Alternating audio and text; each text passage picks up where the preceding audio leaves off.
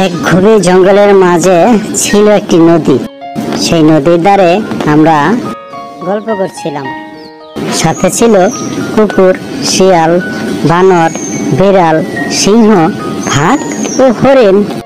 সবাই আমরা আনন্দ করছিলাম। এই বনে শিকারীর অনেক ভয়ও আছে, কারণ শিকারীরা অনেক ডিস্টার্ব। তখন বুদ্ধিমান শিয়াল বলে উঠল, কেউ বিপদে পড়লে আমরা সবাই এগিয়ে আসবো, তাকে বাঁচাবো। এর মধ্যে এক শিকারী এসে হাত পেতে দিল। সেই ফাঁদে হরিণটি খেলতে খেলতে দুষ্ট শিকারীর ফাঁদে আটকে গেল। হরিণটি চিৎকার করতে লাগলো, বাঁচাও বাঁচাও, আমাকে সবাই বাঁচাও, আমি তো জালে আটকা পড়ে গেছি, আমাকে বাঁচাও। বানর গাছে ঝুলে শিকারীকে ভয়।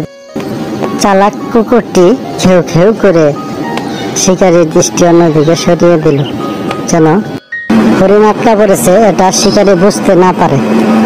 বাঘ এসে তার ধারালো দাঁত দিয়ে হরিণের রশি কেটে দিল। তারপর হরিণটি মুক্ত হয়ে গেল। শিকারীকে সিংহ এসে তার গর্জন দিয়ে তাকে ভয় দেখালো, তাকে তাড়িয়ে দিল। আমাদের শিয়াল পণ্ডিত এসে বলল, দেখো, সবাই একসাথে ছিলাম বলেই এটা সম্ভব হয়েছে। আমাদের হরিণ ভাইকে বাঁচাতে পেরেছি।